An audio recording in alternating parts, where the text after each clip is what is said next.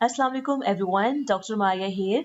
आज इस वीडियो में हम बात करेंगे अबाउट द जेस्टेशनल थ्रोम्बोसाइटोपेनिया, यानी अगर प्रेगनेंसी में प्लेटलेट्स, जिसे आम जबान में सफ़ेद सेल्स कहते हैं, वो कम हो जाएं तो क्या करना चाहिए, उसकी मॉनिटरिंग कैसे की जाती है, हमल में क्या नुकसानात होते हैं और बच्चे में क्या नुकसान हो सकता है। जब भी कोई फीमेल प्रेग्नेंट होती है तो डॉक्टर सीबीसी करवाने का कहता है। CBC mean complete blood count, जिसमें हम डिफरेंट सेल्स को चेक करते हैं, जिसमें हम ख़ास तौर पर वाइट ब्लड सेल्स को चेक करते हैं, रेड ब्लड सेल्स को चेक करते हैं और प्लेटलेट्स को चेक करते हैं।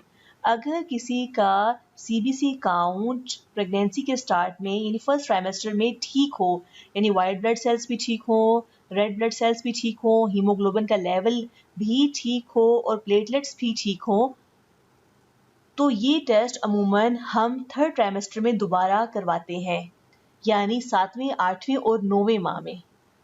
लेकिन अगर थर्ड ट्राइमेस्टर में हम कंप्लीट ब्लड काउंट दोबारा करवाएं और उसमें वाइट ब्लड सेल्स भी ठीक आए, रेड ब्लड सेल्स भी ठीक आए, हीमोग्लोबिन का लेवल भी ठीक आए, लेकिन हम देखें कि प्लेटलेट्स का लेवल नॉर्मल रेंज से बहुत कम हो। नॉर्मल रेंज कितना होता है? 150 टू 400 10⁻⁹ पर लीटर, लेकिन फीमेल की रिपोर्ट में वो लेवल 70 या 70 से ज़्यादा हो, लेकिन 150 से कम हो।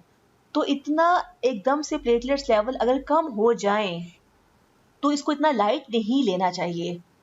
तो हमने फिर क्या क्या चेक करना है? हमने ये चेक करना होता है कि क्या बाकी जो सेल्स हैं या हीमोग्लोबिन का लेवल ठीक है। अगर बाकी सेल्स ठीक हैं, हीमोग्लोबिन का लेवल ठीक है, तो हमें तसल्ली होती है। इसके अलावा हमने क्या चेक करना होता है?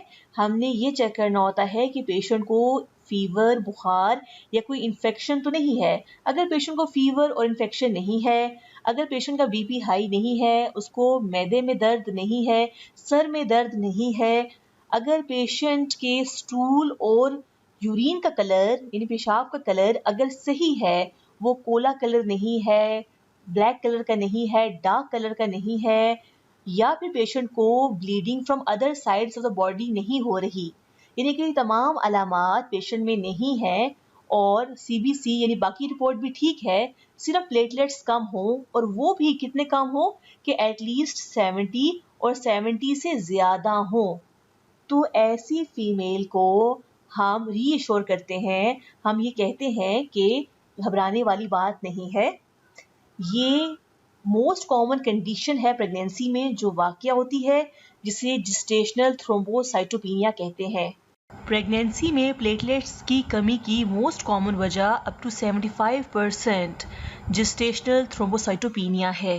प्लेटलेट्स बॉडी के लिए बहुत इंपॉर्टेंट होते हैं। ये ब्लड की क्लॉटिंग यानी उसको जमाने में काम करते हैं। अगर प्लेटलेट्स का लेवल बहुत कम हो तो ब्लीडिंग नहीं रुकती, जगह जगह से बॉडी की ब्लीडिंग स्टार्ट हो जाती है।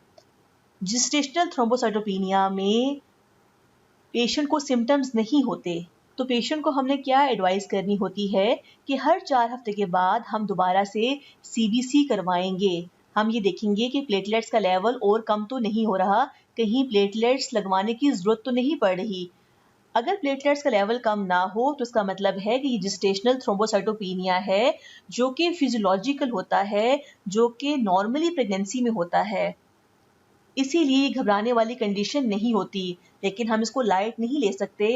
हो सकता है कि कोई और वजह हो, इसीलिए मॉनिटरिंग का ज़रूर कहना है। इसके अलावा पेशेंट को हम ये हदायत देंगे कि डिलीवरी के बाद 1 से 2 माह के अंदर अंदर ये प्लेटलेट्स दोबारा से अपनी असली तादाद में आ जाएंगे। इस बीमारी की अच्छी बात ये होती है कि इसमें बच्चे को कोई रिस्क नहीं होता दुराने हमल और हमल के बाद, और जब बच्चा पैदा होता है तो उसमें प्लेटलेट्स का लेवल कम नहीं होता।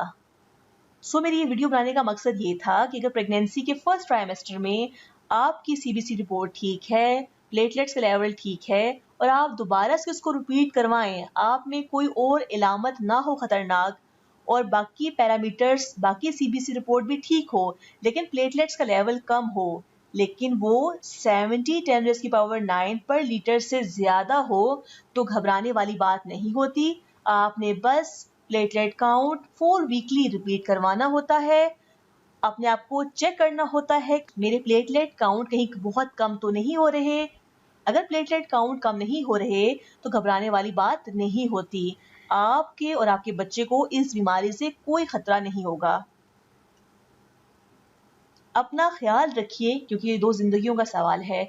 इससे रिलेटेड कोई भी सवाल पूछना हो तो आप मुझसे पूछ सकते हैं। शुक्रिया।